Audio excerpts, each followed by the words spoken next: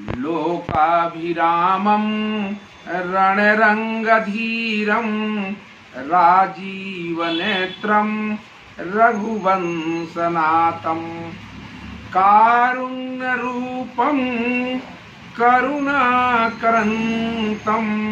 श्रीरामचन्द्रं शरणं प्रपद्ये। श्रीरामचन्द्रं शरणं प्रपद्ये। कर्पूरगौरं करुणावतारं संसारसारं भुजगेन्द्रहारं सदा वसन्तं हृदयारविन्दे भवं भवानी सहितं नमामि। भवं भवानी सहितं नमामि। मनोजवमारुततुल्यवेगं जितेन्द्रियं बुद्धिमतां वरिष्ठं वातात्मजं वा नरमुखयूतं श्रीरामदूतं शरणं प्रपद्ये। श्रीरामदूतं शरणं प्रपद्ये। वर्णानाम् अर्थसङ्घानां रसानां छन्दसामपि मङ्गलानां च कर्तारौ वन्दे वाणी विनायकौ। भवानी शङ्करो वन्दे श्रद्धा विश्वासरूपिणो याभ्यां विना न पश्यन्ति सिद्धा स्वान्तस्थमीश्वरम्। आज रामचरितमानस से एक प्रसंग आपको बताना चाहता हूँ।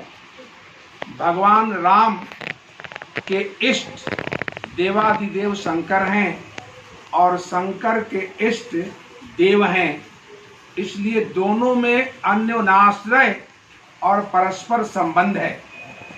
शिव जी से जब भी कभी पूछा गया, पार्वती ने राम कथा पूछी तो शिव ने रामचरित को सुनाया और निरंतर राम नाम का ही जप करते रहते हैं। और राम से जब पूछा गया तो राम ने शिव की आराधना की बात कही है। और रामचरितमानस में तुलसीदास ने लिखा कि बिनु छल विश्व नाथ पद नेहु राम भक्त कर लक्षण येहु।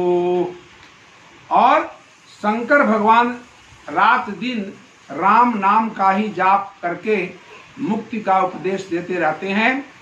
इसलिए भगवान राम ने लंका विजय के पूर्व शिवलिंग की स्थापना की रामेश्वरम में, और शिवलिंग की स्थापना में रामेश्वर का विग्रह दो रूपों में किया गया। राम ने कहा रामस्य ईश्वरः इति रामेश्वरः, कि राम का जो ईश्वर है वह अर्थात शिव, लेकिन शिव ने इसकी व्याख्या की कि राम ईश्वरः यस्य सह रामेश्वरः। इसलिए एक में तत्पुरुष समास है और दूसरे में बहुव्रीहि है।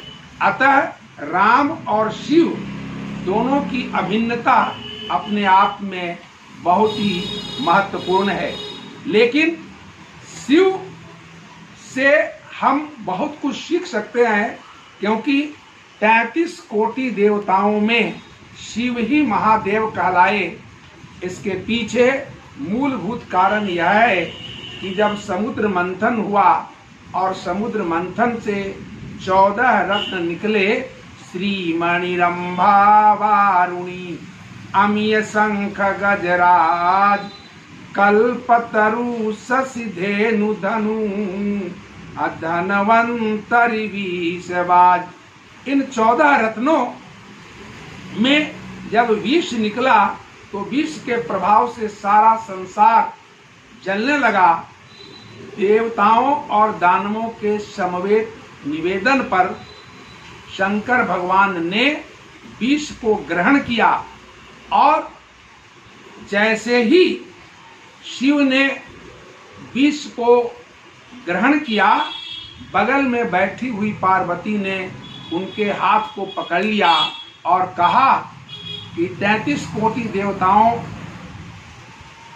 के भाग्य की चिंता आपको है, मगर मेरे मांग के सिंदूर का क्या होगा? शंकर भगवान ने कहा विष को गले में ठहर जा, और वह विष गले में ही ठहर गया। विष ने अपने प्रभाव से शंकर के कंठ को नीला कर दिया, इसलिए शंकर का एक नाम नीलकंठ भी है। इसलिए विष को ग्रहण करके शिव देव नहीं महादेव कहलाए। इस पौराणिक आख्यान को रहीम ने भी अपने दोहे में उपस्थित किया है और लिखा कि मान सहित विष खाई कै शंभु भये जगदीश, बिना मान अमृत भखयो तो राहु कटायो शीश। मित्रों, इसलिए सम्मान पूर्वक मान पूर्वक विष भी ग्रहण करने से वह अमृतवत फल देता है, और अपमान पूर्वक अमृत ग्रहण करने से वह विषवत फल देता है। लेकिन शिव का जो संपूर्ण परिवार है वह अपने आप में विचित्रता का नमूना है। इसलिए शिव परिवार और उनके जो वाहन हैं वे अपने आप में परस्पर विरोधी हैं, लेकिन शिव ने सबको समित रखा है, सबको संयमित रखा है। इसलिए जिसे आप वर्तमान परिप्रेक्ष्य में समरसता का सिद्धांत कहते हैं, सबके नियंत्रण की बात करते हैं, शिव ने अपने आचरण और व्यवहार से सभी को नियंत्रित रखा, संतुलन रखा। जैसे बहुत प्रसिद्ध पद है कि मुंह से सांप राखे, मूस उत्पात नहीं करें, इसलिए शंकर भगवान ने गले में सर्प रखा है। लेकिन सांप पर मोर राखे, सांप उत्पात नहीं करे, इसलिए कार्तिकेय का वाहन मोर बगल में ही है। और बैल पर सिंह राखे, बैल उत्पात नहीं करे, इसलिए सिंह है। वा को कहाँ भीति है, उसको कहाँ सिंह को कोई डर भय है। लेकिन शिव के बच्चे उत्पात नहीं करें, तो शिव ने अपने बच्चों को उत्पात पर नियंत्रण करने के लिए भूत प्रेतों को रखा है। इसलिए पूतन को भूत राखें, अभूत को विभूति राखें। बच्चों को डराने के लिए भूत प्रेत, भूतों को नियंत्रित करने के लिए श्मशान की विभूति रखी है। 6 मुख को गजमुख, 6 मुख कार्तिकेय को कहते हैं, उन पर नियंत्रण करने के लिए गजमुख गणेश को उन्होंने रखा है। और 20 को पीयूष राखें, 20 को नियंत्रित करने के लिए उन्होंने माथे पर चंद्रमा को रखा है। उस चंद्रमा में अमृत का अंश है, इसलिए उस विष को शमित करने के लिए शंकर ने माथे पर चंद्रमा को रखा है। और आग पर पानी राखें, कि विष के कारण आग नहीं लगे, इसलिए शंकर ने माथे पर गंगा को धारण किया है। और सोई जग नीति है, यही संसार में उनकी नीति है। इसलिए देवी दास देखो ज्ञानी शंकर की सावधानी, कि सब विधि लाए पैराख राजनीति है। हर प्रकार से समर्थ होते हुए भी शंकर ने परिवार में सामंजस्य स्थापित करने के लिए, समरसता बनाए रखने के लिए कितनी बड़ी राजनीति की कुशलता के साथ परिवार को संयमित रखा है। कि आप सभी राम कथा प्रेमी हैं, विष्णु जी, प्रशांत गौरव जी, चंद्रमणि किशोर जी और मन्नू ओझा जी, कि आप लोगों को भगवान शिव की इस राजनीति से, और यह राजनीति समता मूलक है, समरसता मूलक है। शिव के पूरे परिवार में जो उनके वाहन हैं और परिवार के लोग हैं, एक दूसरे को संयमित रखे हैं, लेकिन किसी को किसी से क्षति नहीं है। ये बहुत बड़ी बात है। सबको उन्होंने डरा करके, धमका करके और पूरे परिवार को नियंत्रित करके वे अपनी राजनीति कर रहे हैं। इसलिए एक बार मैं फिर आपको बता रहा हूं कि मुंह से सांप राखे, सांप पर मोर राखे, बैल पर सिंह राखे, वाको कहाँ भीति है। अपूतन को भूत राखें, भूतन को विभूति राखें, छे मुख को गजमुख, यही बड़ी नीति है।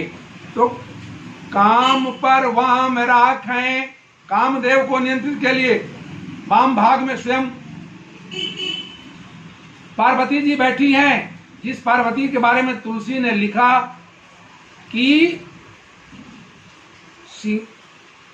पार्वती के संदर्भ में सौंदर्य के वर्णन तुलसी कह रहे हैं कि सुंदरता मर्याद भवानी, सुंदरता की सीमा है पार्वती। इसलिए काम पर वाम राखें, विष को पीयूष राखें, आग पर पानी राखें, सोई जग नीति है।